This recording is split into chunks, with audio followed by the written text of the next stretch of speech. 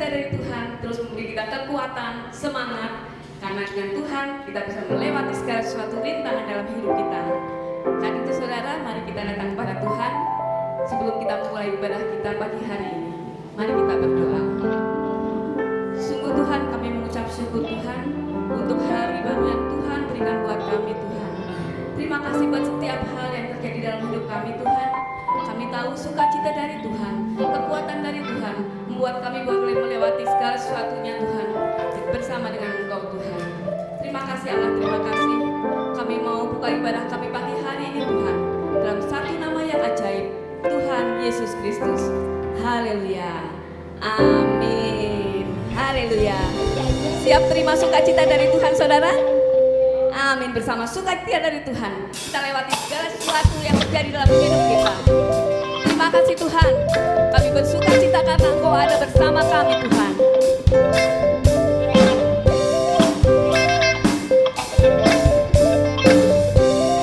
Mari katakan dengan iman saudara. Terima sukacita surga, itulah kekuatan bagi jiwa. Dapat rasakan kasih-Nya di tengah badai yang bergelora.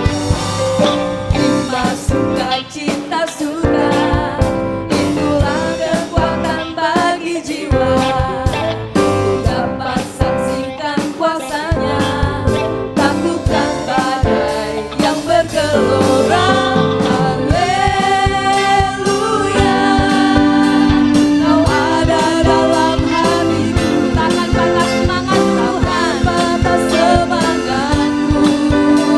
Takkan hilang kekuatanku.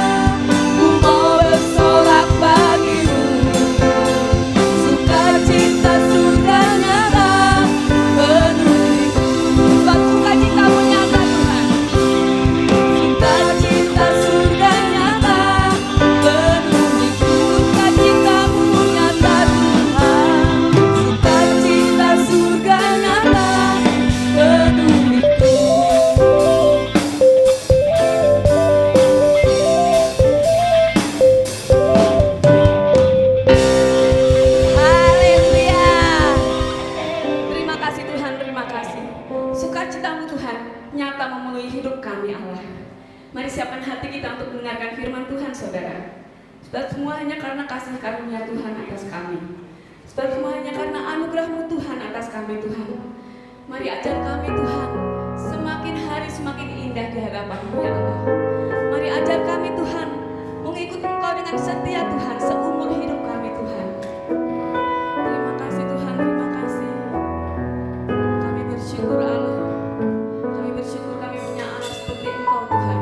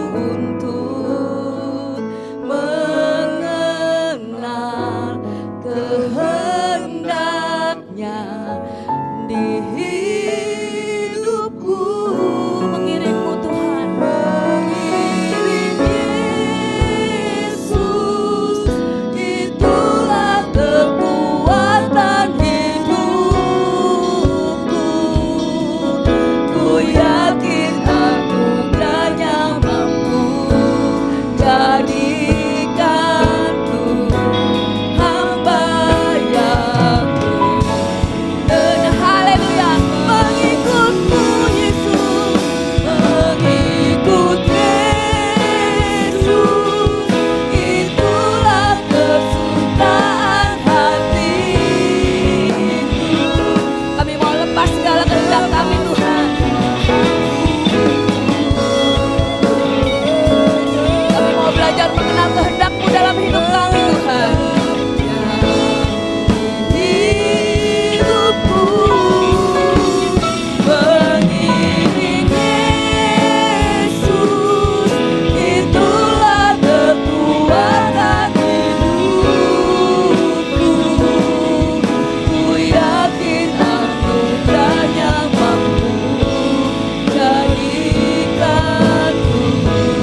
hamba yang berkenan selalu.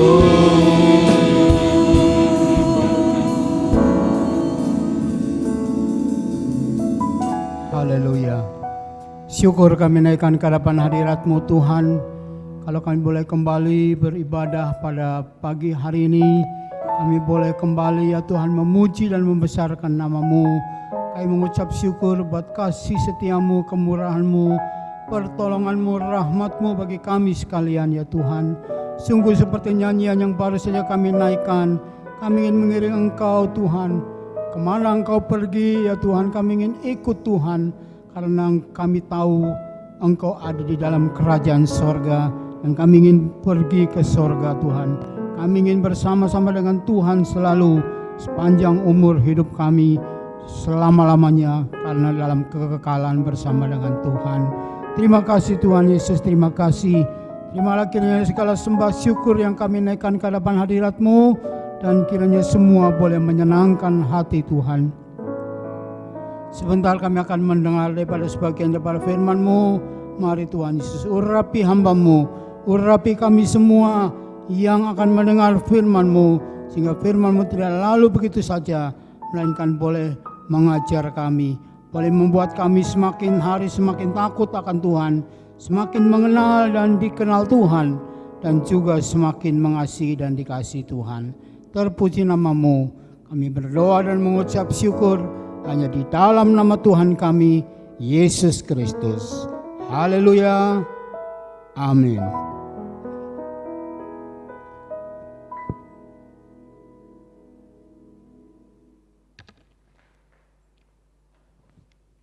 Shalom saudaraku sekalian. Puji Tuhan kalau kita kembali boleh bertemu meskipun dalam ibadah online ya. Saudara-saudara, kita boleh kembali lagi untuk memuji, menyembah Tuhan dan juga mendengar sebagian daripada firman Tuhan. Tema kita pada bulan ini masih bertema berkarakter Kristus. Berkarakter Kristus saudaraku sekalian. Dan subtema yang ingin saya berikan, yang kita akan bawakan pada hari ini adalah kejarlah kekudusan. Kejarlah kekudusan.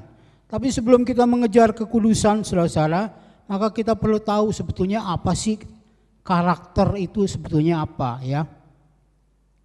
Jadi karakter adalah kepribadian, watak, akhlak, perilaku, temperamen, kekuatan mental, dan juga karakter adalah sifat-sifat kejiwaan yang membedakan seseorang dengan yang lain. Jadi sifat-sifat kejiwaan ya saudara-saudara, itu adalah karakter. Ada dua faktor yang mempengaruhi perkembangan karakter seseorang, yaitu yang pertama faktor bawaan, natur ya, dari lahirnya, aslinya. Seringkali kita dengar dari sononya ya, itu watak itu dari sononya katanya. Jadi itu bawaan saudara-saudara. Kemudian faktor yang kedua adalah faktor lingkungan atau nurtur. Faktor lingkungan ini justru saudaraku sekalian berperan besar ya, berperan penting di dalam pembentukan karakter seseorang. Mengapa? Karena faktor lingkungan ini mencakup tentang tempat tinggal ya, di mana kita tinggal dibesarkan, dan juga budaya, dan juga pendidikan. Pendidikan juga merupakan faktor lingkungan untuk pembentukan karakter. manajemen maksud saya, manajemen pendidikan ya, itu juga mempengaruhi saudaraku sekalian. Dan kemudian faktor lingkungannya juga ada, yaitu faktor pendidik dan metode mengajar. Yang terakhir ini saudaraku sekalian yang ingin saya ketengahkan untuk kita sekalian, yaitu faktor pendidik dan metode mengajar yang akan membuat kita dapat berkarakter Kristus. Perkembangan dan pembentukan karakter memerlukan pengembangan keteladanan yang ditularkan oleh pendidik ya, makanya faktor pendidik dan metode mengajar. Sekali lagi saya akan bacakan bahwa perkembangan dan pembentukan karakter memerlukan pengembangan keteladanan yang ditularkan oleh pendidik. Jadi dengan kata lain saudaraku sekalian, sehubungan dengan tema kita berkarakter Kristus, maka kita dapat berkarakter Kristus apabila Kristus menularkan keteladanannya kepada kita. Sekali lagi, kita dapat berkarakter Kristus apabila Kristus menularkan keteladanannya kepada kita.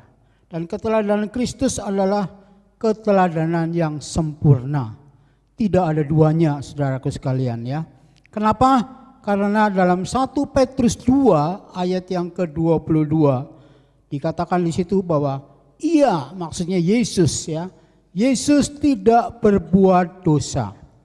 Tidak ada tipu dalam mulutnya. Saudaraku sekalian dikasihi Tuhan, orang paling mudah untuk berbuat dosa dengan pikirannya atau dengan kata-katanya ya, itu sangat mudah sekali. Dan Kristus tidak pernah kata-katanya salah. Tidak ada tipu dalam mulutnya. Sementara kita sangat mudah sekali untuk bohong ya, berdusta, untuk nipu kita sangat mudah sekali dengan kata-kata kita. Yakobus pasal 3 ayat yang kedua, surat Yakobus mengatakan bahwa orang yang tidak bersalah dengan kata-katanya itu adalah orang yang sempurna. Dan itulah Yesus saudaraku sekalian. Tidak ada tandingannya ya, tidak ada duanya. Yesus Kristus karena dia tidak pernah berbuat dosa dengan tipu atau dengan mulutnya. Ia tidak berdosa, tipu tidak ada dalam mulutnya. Itu sebabnya kita akan menjadi teladan yang sangat luar biasa bagi kita sekalian saudara-saudara. Tadi saya katakan bahwa orang mudah sekali berbuat dosa dengan pikiran. Tuhan Yesus juga memperingatkan di dalam Matius pasal 5 ayat 28 ya. Matius 5 ayat 28 di situ dikatakan bahwa apabila seseorang melihat perempuan, memandang perempuan, kemudian mengingininya, maka dia sudah berbuat zina di dalam hatinya. Jadi begitu mudahnya saudaraku sekalian, hanya dengan melihat yang memandang, kemudian dia sudah berzina meskipun di dalam hatinya. Saudaraku sekalian, jadi kalau misalnya ya kita melihat ada seorang wanita. Makanya kalau saudara yang pernah ikut pelatihan atau pernah ikut pria sejati, saudara pernah melihat pernah mengikuti pria sejati, maka di situ ada satu yel yang mengatakan 1, 2, 3, yes ya. Maksudnya apa saudara-saudara? Maksudnya adalah kalau kita melihat sesuatu yang dapat membuat kita berdosa, cukup 1, 2, 3. Yang keempat kita jangan lihat lagi ya. Karena itu bisa menimbulkan dosa. Misalnya, sebagai contoh misalkan kita melihat ada ya pria ya, kaum pria misalkan melihat ada seorang wanita yang masih muda, cantik, menarik ya, istilahnya bening katanya ya, jidatnya licin saudara-saudara. Kemudian dia itu wanita yang seksi, pokoknya menarik saudaraku sekalian. Maka pria itu supaya tidak berdosa cukup 1, 2, 3, 4. 4-nya udah nengok ke kiri atau ke kanan ya. Harus buang muka, harus mengalihkan pandangannya. Jangan 1, 2, 3, 4, 5, 6, 7, 8, 9, 10, 11. kita lihat terus saudara-saudara wanita itu, maka itu berarti sudah memandang. Bukan lagi melihat, tapi memandang. Dan Tuhan Yesus katakan kalau kita memandang kemudian diolah oleh pikiran kita, hati kita, maka kita sudah berdosa karena kita menginginkannya, saudara-saudara. Apabila kita menginginkannya, maka kita sudah berzina di dalam pikiran kita dan itu sudah berdosa di hadapan Tuhan. Jadi begitu mudah saudaraku sekalian pikiran kita ya untuk berbuat dosa. Kemudian yang kedua yang perkataan, tadi saya katakan perkataan juga mudah sekali membuat kita berdosa. Kenapa saudara-saudara? Karena dengan perkataan kita seringkali menyakiti hati sesama kita ya. Bahkan kadang-kadang kita gosip, membuat gosip atau fitnah malah ya, lebih parah lagi saudara-saudara. Dengan kata-kata kita, bohong juga sangat mudah sekali. Karena dengan sedikit kita ya katanya ada yang bohong untuk kebaikan dan sebagainya, tetapi itu tetap dosa ya. Itu sebabnya Salomo, raja yang paling berhikmat di dunia ini, dia pernah mengatakan di dalam Amsal 18 ayat yang ke-21. Hidup dan mati dikuasai lidah. Siapa suka menggemakannya akan makan buahnya ya. Jadi supaya kita berhati-hati dengan perkataan kita karena menyangkut hidup mati kita. Lidah sangat berbahaya sekali. Saudaraku sekalian, lalu tadi saya katakan bahwa kita dapat berkarakter Kristus apabila Kristus menularkan keteladanannya kepada kita. Bagaimana Kristus bisa menularkan keteladanannya kepada kita, saudara-saudara? Mudah menular atau sulit untuk menular keteladanan daripada Kristus itu? Kalau COVID-19 itu sangat mudah sekali menular ya.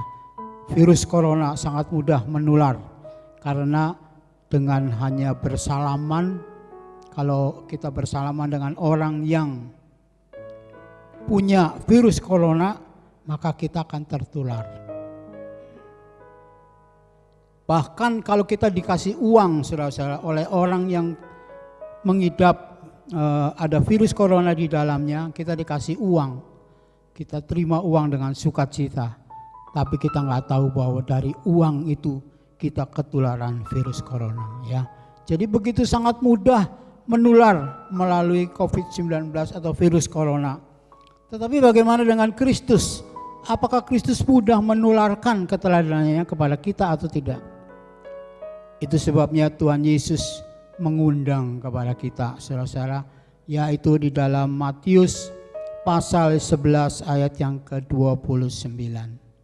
Yesus mengundang kepada kita, belajarlah kepadaku, karena aku lemah lembut dan rendah hati. Jadi undangan Kristus, Tuhan mengundang supaya kita bisa dekat dengan Tuhan. Kita datang, kita sambut undangannya. Kita datang, kita kenal dengan Kristus, kita belajar dari Dia ya. Kita belajar untuk mempelajari keteladanannya selama hidup di dalam dunia ini, saudara-saudara. Kita belajar dari Dia dan kita mempraktekkan keteladanan Kristus dalam kehidupan kita masing-masing supaya kita bisa berkarakter Kristus. Saudaraku sekalian, tentu namanya kita belajar ada ujian, makanya kita perlu praktek ya. Praktek dalam kita belajar. Di mana kita bisa tahu keteladanan yang dilakukan oleh Tuhan Yesus Kristus. Tidak lain tidak bukan ada di Alkitab. Oleh sebab itu kita perlu banyak membaca Alkitab, saudara-saudara, supaya kita tahu sepak terjang daripada Tuhan Yesus. Kita tahu keteladanannya dan supaya kita bisa belajar dan supaya kita ketularan keteladanan Kristus dengan mempraktekkan dalam kehidupan kita. Di dalam Alkitab keteladanan Kristus ditulis ada di dalam 4 Injil, saudara-saudara, yaitu Matius, Markus, Lukas, Yohanes. Kita membaca Alkitab kita secara keseluruhan tentunya ya, Alkitab Perjanjian Lama dan Perjanjian Baru. Karena sesuai dengan pengakuan iman kita, yaitu bahwa Alkitab, Perjanjian Lama dan Perjanjian Baru adalah firman Allah. Jadi seluruh Alkitab adalah firman Allah dan kita perlu membaca juga dari awal sampai akhir. Namun saya katakan bahwa yang terutama kita perlu membaca Matius, Markus, Lukas, Yohanes. Karena sehubungan dengan kita supaya kita mengetahui keteladanan daripada Tuhan Yesus di dalam Matius, dalam keempat Injil tersebut. Dan tentunya Perjanjian Baru juga ada saudara-saudara tentang yang hubungan dengan Kristus, ya semua hubungannya sama Kristus ya, yang ditulis oleh Rasul Paulus juga. Perjanjian Lama juga kita perlu baca, kenapa? Karena Perjanjian Lama adalah menubuatkan tentang Kristus dan Perjanjian Baru adalah penggenapan daripada Perjanjian Lama. Kalau saudara baca kitab Yesaya pasal 53, itu satu pasal menubuatkan tentang Kristus, saudara-saudara. Belum lagi pasal yang ke-65 ya. 65 itu menubuatkan bahwa nanti akan ada Yerusalem baru. Ada langit dan bumi baru, saudara-saudara. Dan saudara bisa membaca indahnya langit dan bumi yang baru yang nanti akan Allah ciptakan bagi manusia di dunia ini, saudara-saudara. Dan juga masih banyak nubuatan-nubuatan oleh Nabi Amos, Nabi Hosea, Daud ya, dan juga Musa, nubuatan-nubuatan tentang Kristus, semuanya ada di Perjanjian Lama. Karena itu kita perlu membaca semuanya. Dan saudaraku sekalian, di samping itu kita mengetahui keteladanan Kristus, sepak terjang Tuhan Yesus, kita juga perlu, bahkan sangat perlu membaca tentang khotbah Yesus. Khotbah di bukit, saudara-saudara, adanya di dalam Injil, yaitu Matius pasal 5, 6 dan 7 ya. Kita perlu baca berulang-ulang, saudara-saudara, supaya kita tahu ajarannya bagaimana. Sebab tadi kan dikatakan bahwa faktor pendidik dan metode mengajar ya. Pengajarannya kita perlu tahu supaya kita resapi, kita kita bisa praktekkan di dalam kehidupan kita, yaitu dengan belajar kepada ke Yesus Kristus Tuhan kita sesuai undangannya. Saudara-saudara, jadi kita perlu dekat sama Tuhan ya, kita perlu intim, kita perlu melekat, kita perlu akrab dengan Tuhan, supaya dengan demikian saudaraku sekalian, maka kita boleh ketularan keteladanannya Kristus. Kita bisa berkarakter Kristus. Saudara-saudara, bagaimana kita mendekatkan diri, yaitu dengan doa kita ya, doa pribadi kita. Secara secara pribadi kita banyak berdoa, menyembah, memuji Tuhan dan juga beribadah. Cuman sekarang kita secara berkumpul kita masih belum boleh beribadah, jadi kita beribadah di rumah kita masing-masing ya, secara online. Tapi juga di dalam Roma pasal 12 ayat yang ke-1 dikatakan di situ, Roma 12 ayat yang ke-1, bahwa ibadah yang sejati yaitu dengan mempersembahkan tubuh kita sebagai persembahan yang kudus dan berkenan kepada Tuhan. Itu adalah ibadah yang sejati. Jadi dengan kita mempersembahkan tubuh kita sebagai korban yang berkenan, yang kudus kepada Tuhan, itu merupakan ibadah kita, bahkan ibadah yang sejati. Haleluya. Saudaraku sekalian, hari ini kita sesuai dengan tema, yaitu kejarlah kekudusan ya. Ada di dalam Ibrani pasal 12 ayat yang ke-14. Ibrani 12 ayat yang ke-14, berusahalah hidup damai dengan semua orang dan kejarlah kekudusan, sebab tanpa kekudusan tidak seorang pun akan melihat Allah. Jadi saudaraku sekalian, kita harus kejar kekudusan. Mengapa kita harus mengejar kekudusan? Karena tanpa kekudusan kita tidak bisa melihat Allah. Kita menjadi pengikut Kristus tujuannya apa, saudara-saudara? Bukankah karena kita ingin mewarisi hidup yang kekal ya? Karena Tuhan Yesus mengatakan, akulah jalan, kebenaran dan hidup. Tidak ada seorang pun sampai kepada Bapa kecuali melalui aku. Yohanes 14 ayat yang ke-6. Saudaraku sekalian, jadi kita melalui Yesus kita akan sampai kepada Bapa. Bapa kita adalah Allah Maha Kudus. Tadi dikatakan bahwa tanpa kekudusan kita tidak bisa melihat Allah. Apalagi bersama Bapa. Melihat aja nggak bisa saudara-saudara tanpa kekudusan. Jadi kita harus kejar kekudusan. Supaya kita kudus. Supaya kita bisa melihat Allah. Dan juga kita bisa bersama dengan Allah. Bersama dengan Bapa di sorga. Itu yang perlu kita kerjakan. Mengejar kekudusan ya. Hidup kudus di hadapan Tuhan. Kemudian yang kedua, kenapa kita harus kejar kekudusan? Karena ini adalah perintah. Perintah dari Tuhan. 1 Petrus 1 ayat 15 sampai 16. 1 Petrus 1 ayat 15 sampai 16. Hendaklah kamu menjadi kudus di dalam seluruh hidupmu. Dan kuduslah kamu sebab aku kudus ya. Yesus kudus, maka kita pun harus kudus. Allah kudus, maka kita pun harus kudus. Dan kudus dalam seluruh hidup kita. Artinya apa saudara-saudara? Kita harus kudus dalam seluruh hidup kita. Artinya adalah bahwa tubuh kita harus kudus. Pikiran kita harus kudus. Kata-kata kita juga harus kudus. Seluruh hidup kita harus kudus. Tadi saya sudah singgung di awal bahwa dosa yang paling mudah kita lakukan adalah melalui pikiran dan kata-kata kita. Karena itu tubuh, pikiran dan kata-kata kita harus kudus. Dalam tubuh yang kudus tadi saya sudah singgung Roma 12 ayat yang ke-1 ya. Kita persembahkan tubuh kita sebagai persembahan yang hidup, yang kudus dan berkenan kepada Allah. Artinya tubuh kita harus kudus, artinya kita tidak boleh memakai tubuh kita untuk berbuat dosa. Tubuh jasmani kita tidak boleh dipakai untuk berzina, saudara-saudara. Dalam Keluaran 20 ayat yang ke-14, jangan kamu berzina. Jadi zina jasmani ya. Saudara tentunya tahu apa yang dimaksud dengan zina jasmani. Tidak perlu saya terangkan.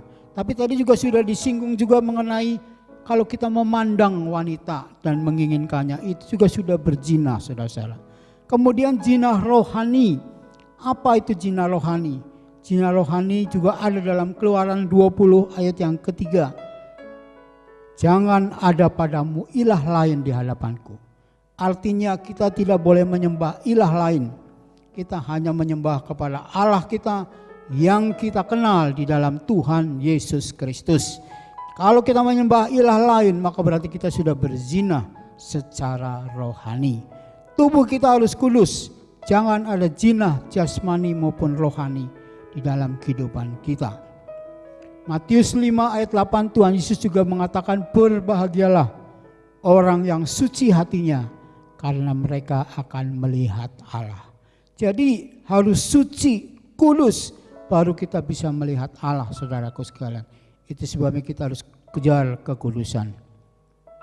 Seluruh tubuh kita. Pikiran, bagaimana supaya pikiran kita kudus? Maka Filipi 2 ayat yang kelima mengajarkan kepada kita supaya kita menaruh pikiran dan perasaan kita seperti pikiran dan perasaan yang ada di dalam Kristus Yesus. Artinya saudara-saudara, kalau pikiran kita seperti pikiran Kristus, perasaan kita seperti perasaan Kristus, dijamin kudus ya. Karena Yesus kudus.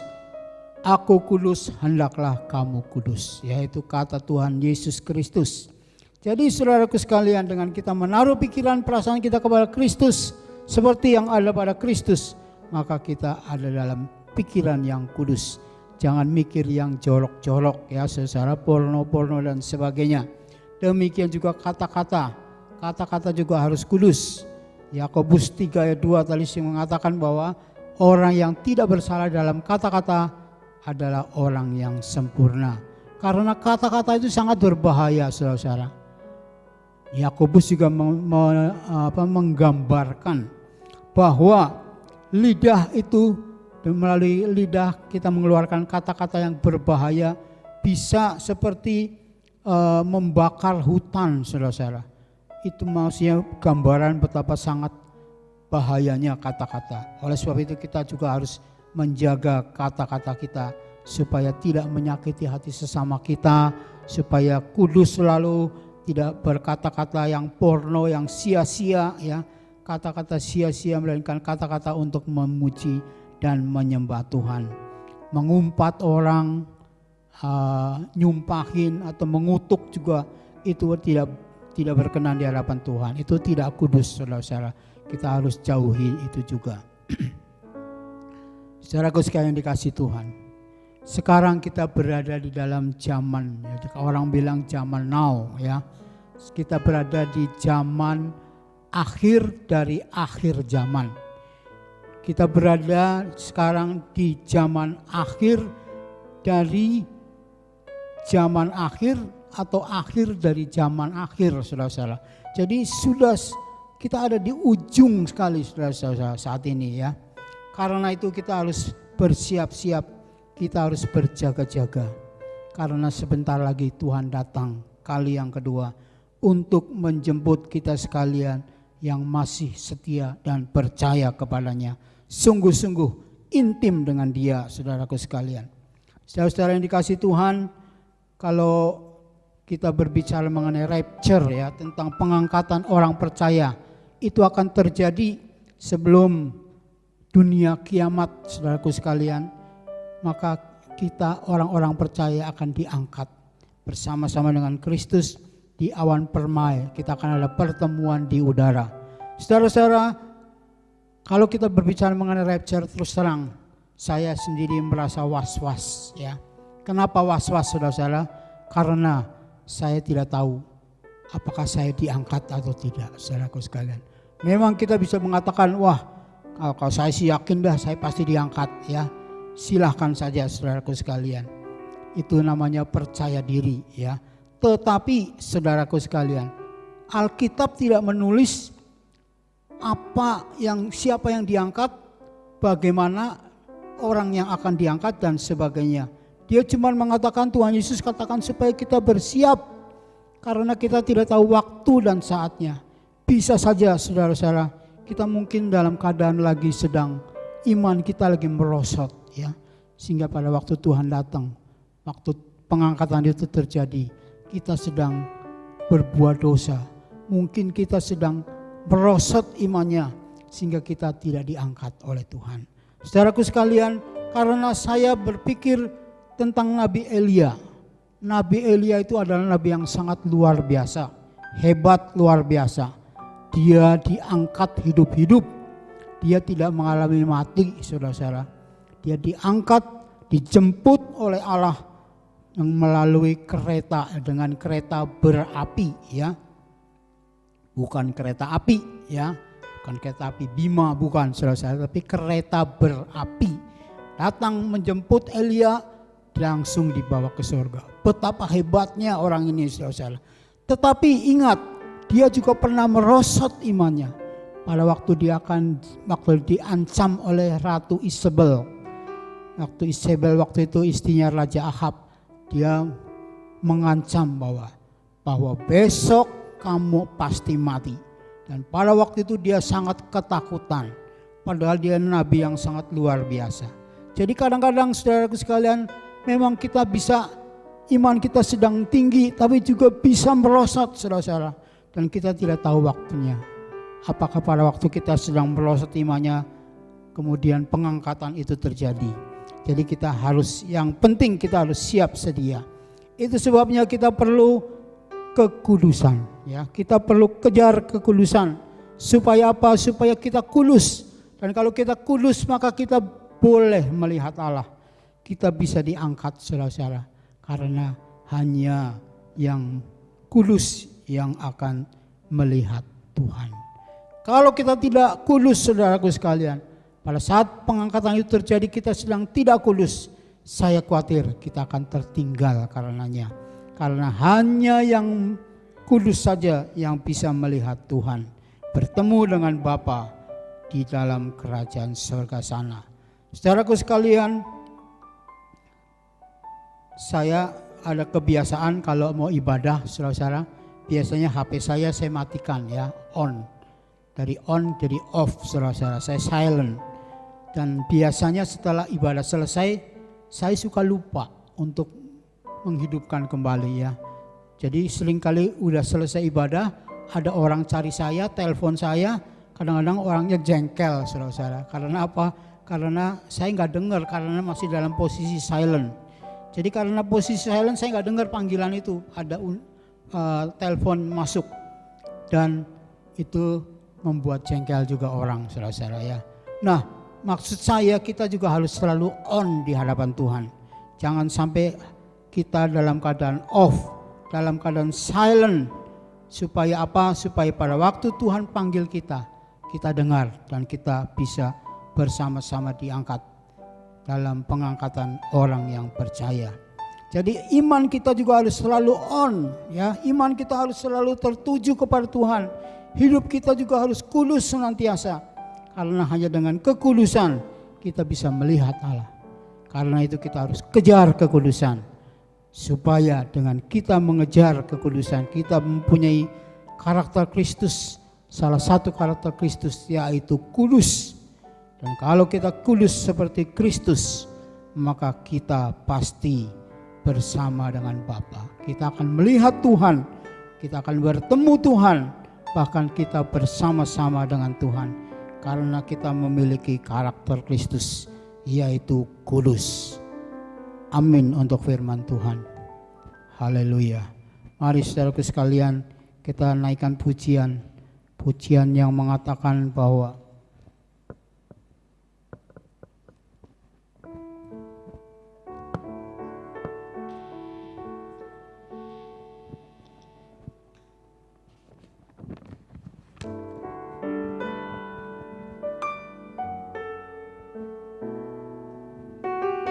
ya, sesuai tema ya.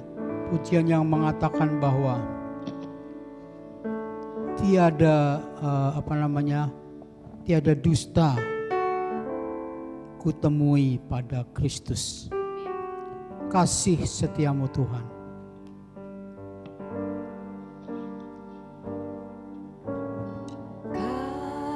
Kasih setiamu Tuhan. Dari hidupku, jalan-jalanmu ya Tuhan, terbaik bagiku. Dari semua yang kau katakan, dusta ku temui. Dari semua yang kau janjikan, tiada yang tak terpenuhi. Andai aku harus memilih, tetap padamu, tak satu pun dapat menggantikanmu. Hanya Kau yang berarti bagiku, lebih dari semua yang ada. Kaulah segalanya bagiku, tak ingin ku berpaling darimu selamanya. Ku akan menyembahmu Tuhan.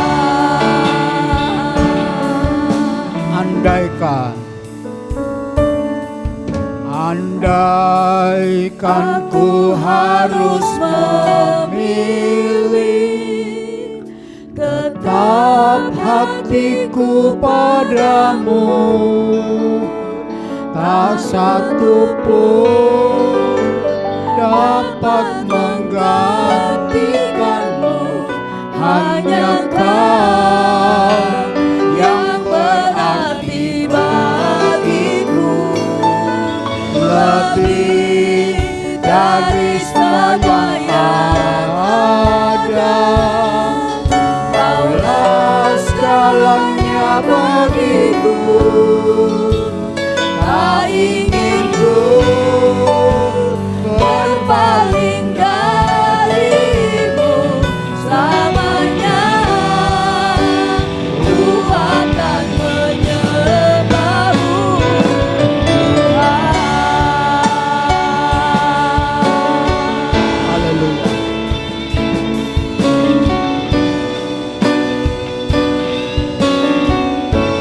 Haleluya. Puji namamu Tuhan. Syukur kami naikkan ke hadapan hadirat-Mu Tuhan. Sungguh Tuhan, tiada dusta ku temui di dalam Tuhan Yesus Kristus. Tidak ada tipu di dalam mulut-Mu Tuhan. Terima kasih Tuhan, Engkau adalah teladan kami yang sempurna. Engkau adalah teladan kami yang tiada duanya. Dan kami belajar dari Tuhan. Mari Tuhan Yesus, mari Tuhan, supaya kami boleh berkarakter seperti karakter-Mu ya Tuhan, yaitu kudus. Mari Tuhan, supaya dengan kekudusan itu kami boleh melihat Engkau, kami boleh melihat Bapa, bahkan kami boleh bersama dengan Bapa. Firman-Mu sudah selesai disampaikan. Kiranya terus Engkau berbicara di dalam setiap hati kami, anak-anak-Mu Tuhan, umat-Mu yang sedang mendengarkan ibadah online ini ya Tuhan. Berkati ya Tuhan. Roh Kudus tolong kami Tuhan. Tanpa pertolongan-Mu maka kami mudah jatuh. Kami mudah jatuh dalam dosa. Karena dunia begitu sangat membawa kami, menyeret kami ke dalam dosa. Tapi kami percaya Tuhan, Kau mengasihi kami. Engkau akan menuntun kami, menolong kami, sehingga kami ya Tuhan dapat hidup kudus oleh karena kasih karunia pertolongan-Mu. Karena Engkau Tuhan, keteladananmu yang Kau tularkan kepada kami. Terima kasih Bapa, terpujilah nama-Mu selama-lamanya. Tuhan memberkati kepada setiap ya Tuhan kami semua. Anak-anak-Mu Tuhan memberi kekuatan dan menolong menurut kebutuhan masing-masing. Engkau tahu persis keadaan masing-masing anak-anak-Mu, jemaat kami maupun semua yang mendengar firman Tuhan ini. Tuhan tolong menurut kebutuhan masing-masing. Tuhan berkati rohani dan jasmani. Tuhan berkati terus dengan kasih setia-Mu, dengan kasih karunia-Mu, sehingga semakin hari kami semakin mengenal dan dikenal Tuhan. Semakin hari kami semakin mengasihi dan dikasihi Tuhan. Terima kasih Tuhan, terpuji nama-Mu. Hanya di dalam nama Tuhan Yesus Kristus kami berdoa dan mengucap syukur. Haleluya, haleluya, amin.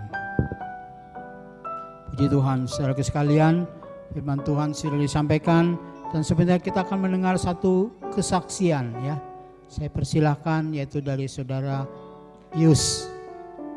Julius Setiadi. Silakan. Shalom saudara. Ya. Sebelumnya saya ingin menyaksikan kebaikan Tuhan kepada keluarga kita.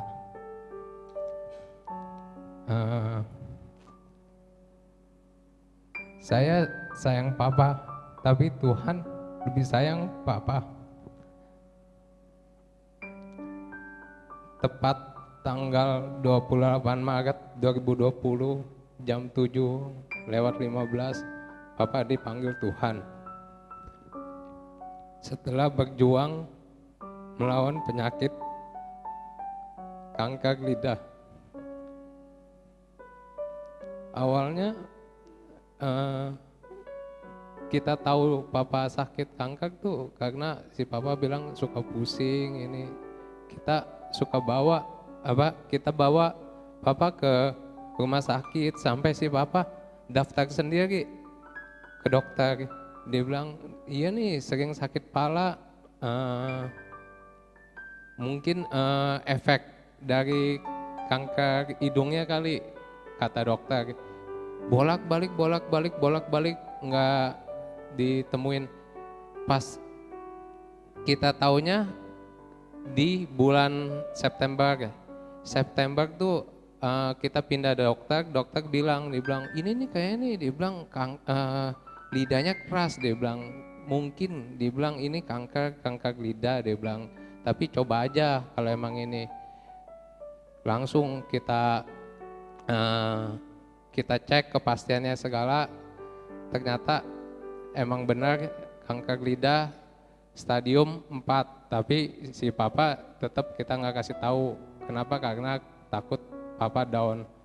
Jadi pas ini kita hanya memastikan mensupport papa supaya papa mau jalanin treatment ini, karena treatmentnya cukup berat. Kemo selama sekali kemo tuh 4 hari nonstop selama berapa kali gitu, sama di radioterapi. Setelah papa jalanin sempet si papa asal dia tanya, "Pah, sakit gak?" Enggak. Mungkin dia emang mau tenangin kita orang, maksudnya nggak mau buat panik gitu.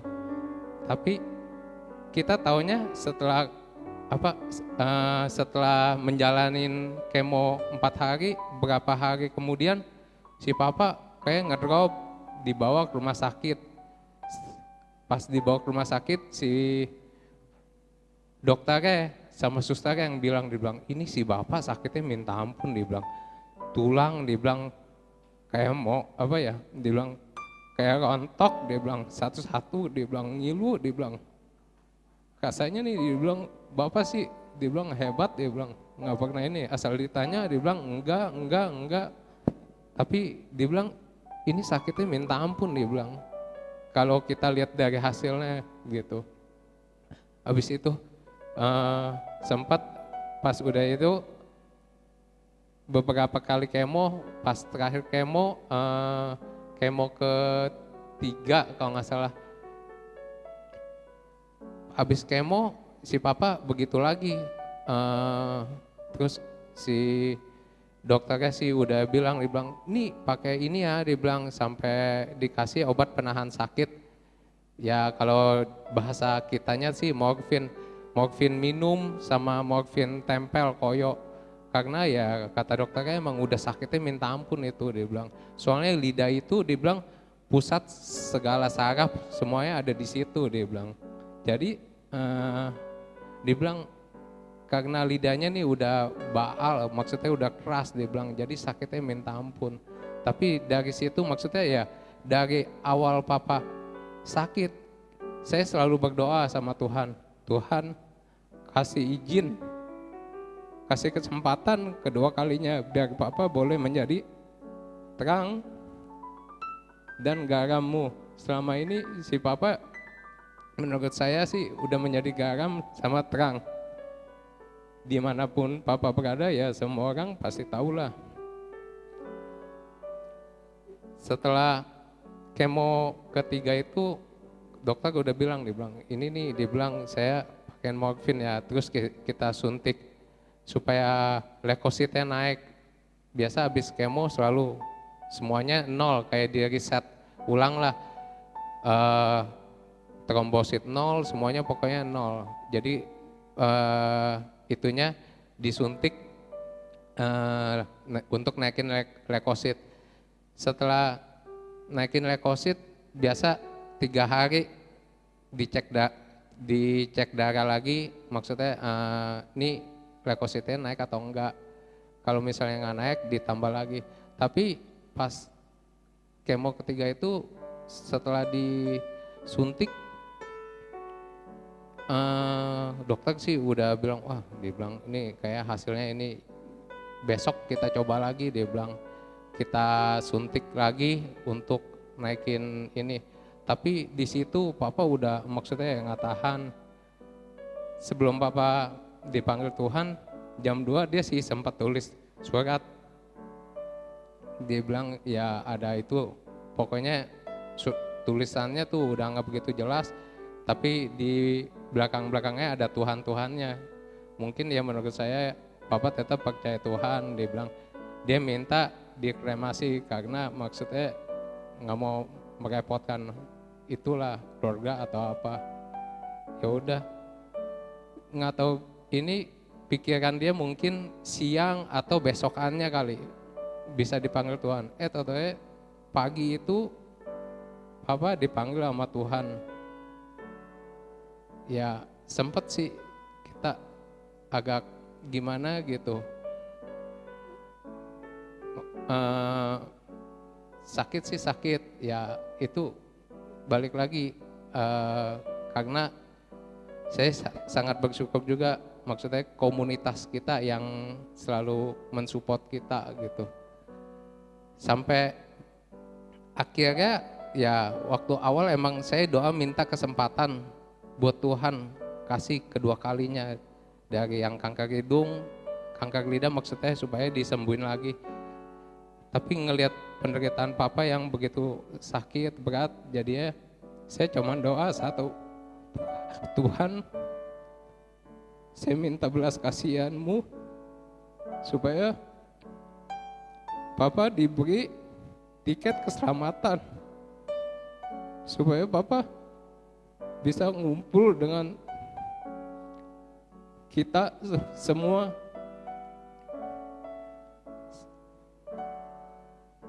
Saya cuma doa itu, meskipun berat.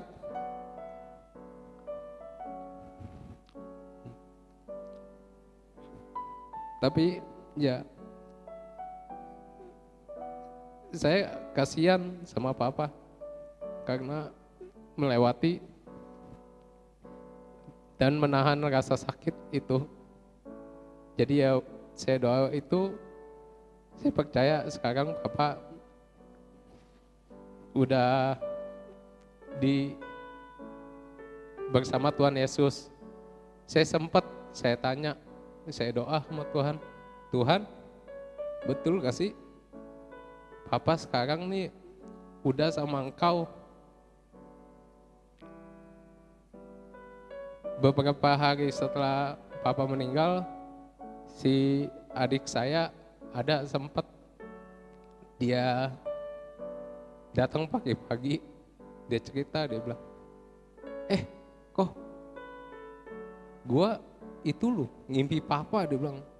Sekarang Papa dia bilang udah gak botak, udah sehat pokoknya. Di gangnya kuku, dia bilang. Papa cuman ya pakai jas segala keren, dia bilang. Papa cuman dada, dia bilang. Dek, Papa mau pergi dulu ya, dia bilang gitu. Mau pergi kemana? Kata adik saya. Dia bilang, mau pergi ke Jepang, Dek. Habis pergi ke Jepang, Papa mau ke Yerusalem. Terus langsung dari situ adik saya bangun, katanya. Terus dia bilang, kok Yerusalem itu gimana ya kok ya? Apa itu kok? Dia bilang, Yerusalem itu, saya bercandain gitu. Yerusalem itu nanti kalau kita udah nggak ada di dunia, ya kita perginya ke Yerusalem. Makanya saya bilang ikut Bible study itu. Saya juga taunya dari Bible study si Kak Bertina yang bawain. Dari situ saya percaya sekarang Papa udah bersama Tuhan Yesus.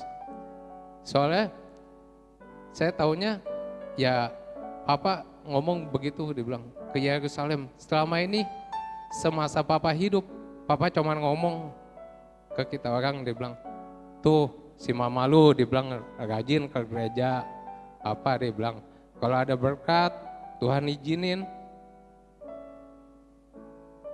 kita ke Israel, dia bilang, supaya mama lu lihat tuh, dia bilang, gimana tempat Tuhan Yesus, dia bilang gitu. Dia selalu ngomong Israel, nggak pernah ngomong Yerusalem. Tapi di dalam mimpi itu dia ngomong Yerusalem. Saya percaya sekarang Papa ada bersama Tuhan Yesus. Kiranya kesaksian ini boleh memberkati saudara, dan saya juga berterima kasih kepada saudara gembala sidang, tim gembala, semuanya yang selama ini sudah dukung kami melalui doa, materi, moral, semuanya. Kiranya Tuhan Yesus yang memberkati kalian. Terima kasih, Tuhan berkati. Om.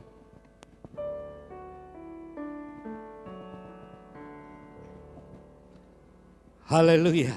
Saudara diberkati pada pagi hari ini. Saya yakin saudara diberkati semua. Saudara, memang kedatangan Tuhan Yesus itu sudah dekat. Oleh sebab itu, saudara, kita harus mempersiapkan diri kita dengan baik dan menjaga kekudusan seperti firman yang kita dengar pada pagi hari ini. Sekarang ada beberapa pengumuman tambahan yang akan saya sampaikan. Yang pertama, saudara, bahwa minggu depan, yang pertama adalah apabila saudara diberkati oleh Tuhan, saudara, seperti biasa, saudara bisa mempersembahkan persembahan lewat transfer, saudara. Di depan ada rekening GBI Raja Wali, atau saudara juga bisa kumpulkan di amplop, saudara. Nanti ketika saudara waktunya kita kumpul, saudara boleh mempersembahkan itu, saudara, ya. Lalu yang kedua, saudara, minggu depan kita masih mengikuti ibadah online, saudara, karena masih belum diizinkan. Kalau saya memperhatikan di tahapan yang Pak Jokowi bilang, saudara, kalau memang itu berjalan dengan lancar, maka bulan Juli, saudara, kembali kita bisa berkumpul lagi, saudara, ya. Kita doakan supaya virus corona ini bisa segera teratasi, saudara. Lalu berikutnya, saudara, saya masih ingin menyampaikan kepada jemaat Tuhan, walaupun kita tidak berkumpul di gereja, tetapi apabila saudara punya pergumulan yang perlu didukung oleh hamba-hamba Tuhan, maka saudara bisa telepon, ya. Ada beberapa nomor yang sering di WA-kan, saudara boleh telepon dan pastikan bahwa kami tetap akan mendukung saudara, ya, baik di dalam doa maupun kunjungan dan lain sebagainya. Amin. Saya kira itu saja beberapa pengumuman yang saya sampaikan. Kita akan akhiri ibadah kita pada pagi hari ini, ya. Lalu kita akan masuk di dalam doa berkat. Mari kita bangkit berdiri semua, saudara. Haleluya.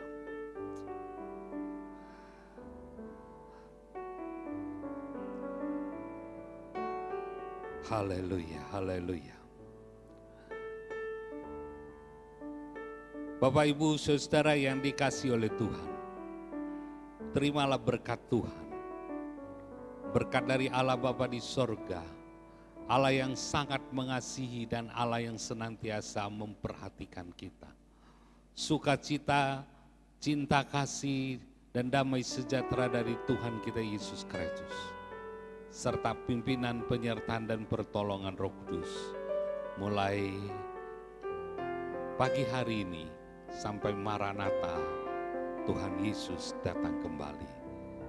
Yang diberkati Tuhan katakan bersama-sama, amin.